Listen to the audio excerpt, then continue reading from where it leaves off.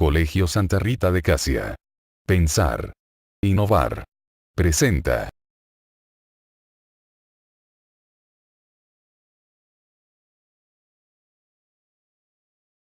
Edmond Gustave Albrecht Husserl.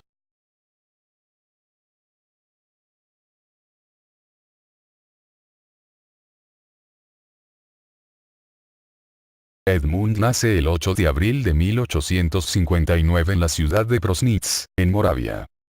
Su fallecimiento fue el 27 de abril de 1938 en Friburgo de Brisgovia, Alemania. Su nacionalidad fue alemana y austríaca.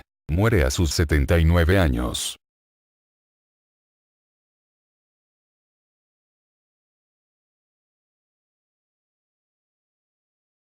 Filósofo moravo, discípulo de Franz Brentano. Estudia matemática en la Universidad de Berlín y continúa sus estudios en Viena, 1881, lugar en que es nombrado doctor, con una tesis acerca del cálculo de variaciones. Dedica su vida entera a la investigación y a la docencia.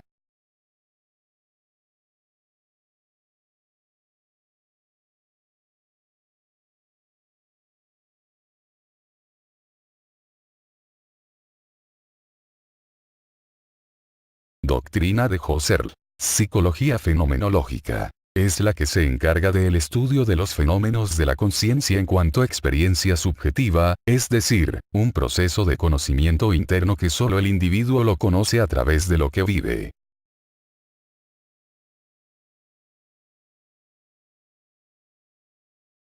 La intención fundamental de Husserl consiste en devolverle a la filosofía el estatus científico que perdió en las últimas décadas del siglo XIX, donde el pensamiento psicologista dominaba, propugnando que la psicología era el fundamento de la filosofía, especialmente de la lógica, ética y estética que tratan del pensamiento.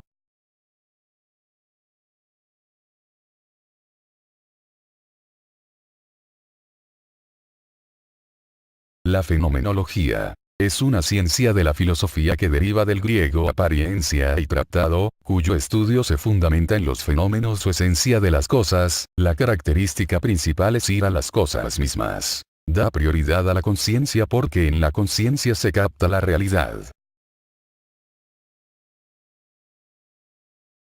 Es el método que permite detallar el sentido de las cosas, viviéndolas como fenómenos de la conciencia. Lo concibe como una tarea de clasificación para poder llegar a las cosas mismas partiendo de la propia subjetividad, en cuanto las cosas se experimentan primariamente como hechos de conciencia, cuya característica fundamental es la intencionalidad. Método fenomenológico. A. Describe los fenómenos tales como aparecen en la conciencia. B. Accede al campo de la conciencia y lo somete a análisis. Análisis intencional. C. Describe los objetos ideales. De las especies, de los números, de las figuras, de los principios lógicos, toda esa esfera, mundo, de los objetos ideales, no reales, tienen un valor permanente, nunca cambian ni se ven afectados por ninguna circunstancia particular. Ejemplo. El color rojo es ideal, no las cosas rojas, que son objetos reales.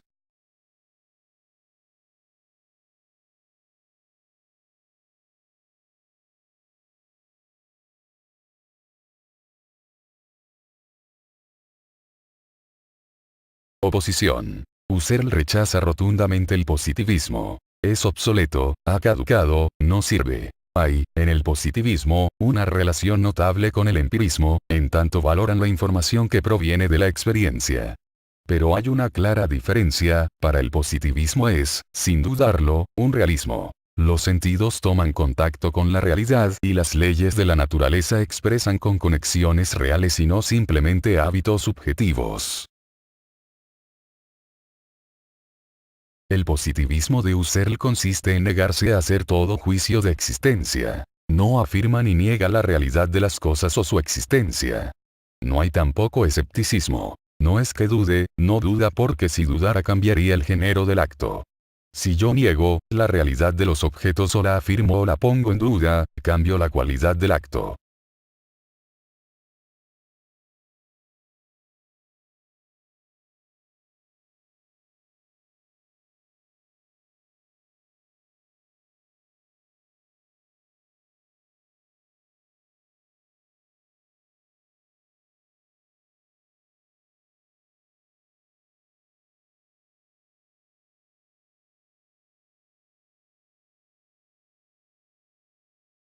Es decir, hay que retener la cualidad propia del acto, pero practicando lo que él llamará, con un término griego, la epoque, la abstención o reducción de los fenómenos, la puesta entre paréntesis o entre corchetes.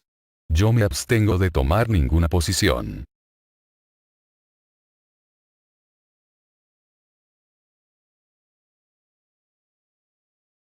Entre las obras más famosas del filósofo encontramos las siguientes: La Ética, Meditaciones cartesianas, Lógica formal y lógica trascendental, La idea de la fenomenología, Ideas relativas a una fenomenología pura y una filosofía, Investigaciones lógicas.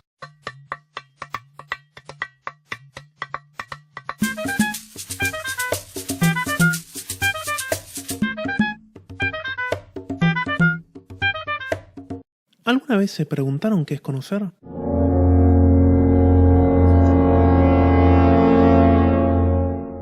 Una definición para comenzar puede ser la siguiente. Conocemos cuando nos dirigimos a un ser, cualquiera, a algo. Ahora, lo curioso es que lo mismo puede darse de modos muy diferentes.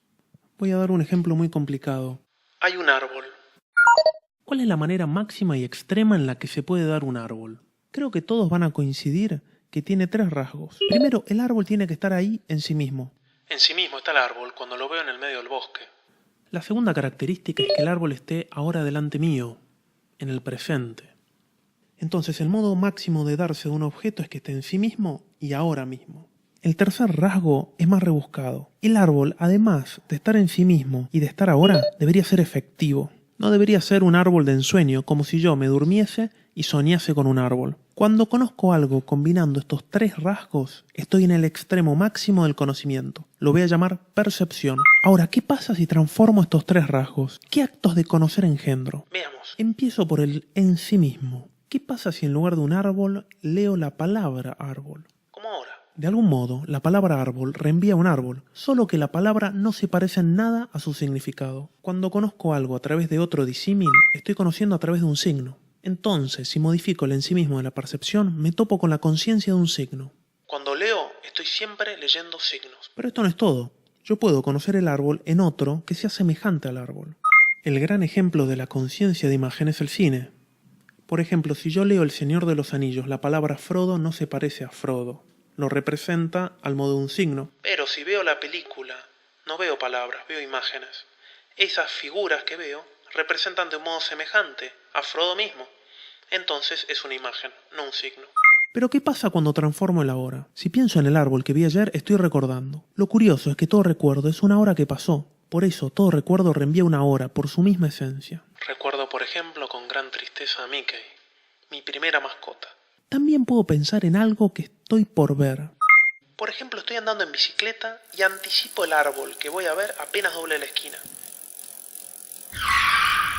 Queda lo último. También podría modificar la efectividad. Por ejemplo, fantaseo con Frodo llevando el anillo a Mordor. Como El Señor de los Anillos es una historia ficticia, pensar en ella va a ser siempre modificar la efectividad. Siempre va a significar que modifico la historia real y entro en una cuasi historia, un cuasi mundo, un mundo de algún modo paralelo. Redondeo entonces, la percepción es ver el árbol en persona, en sí mismo, ahora y efectivamente. Si modifico el en sí mismo, estoy o viendo un signo o viendo una imagen. Si modifico la hora, en cambio, estoy recordando o esperando. Si modifico la efectividad, estoy fantaseando. Aprovechando este resumen, una última distinción. Todos estos actos, desde la percepción hasta la fantasía, implican entrar en contacto con un contenido, sea el que fuere. Tanto el recuerdo, como la expectativa, como la fantasía siempre entran en contacto con algo. A todos estos actos los vamos a llamar intuición. Su contrario, no entrar en contacto, se llama intención vacía. Acá viene el ejemplo, veamos este árbol. La intuición es todo lo que veo del árbol, el frente. La intención vacía, en cambio, es lo que no veo. Por ejemplo, la parte de atrás. Bueno, si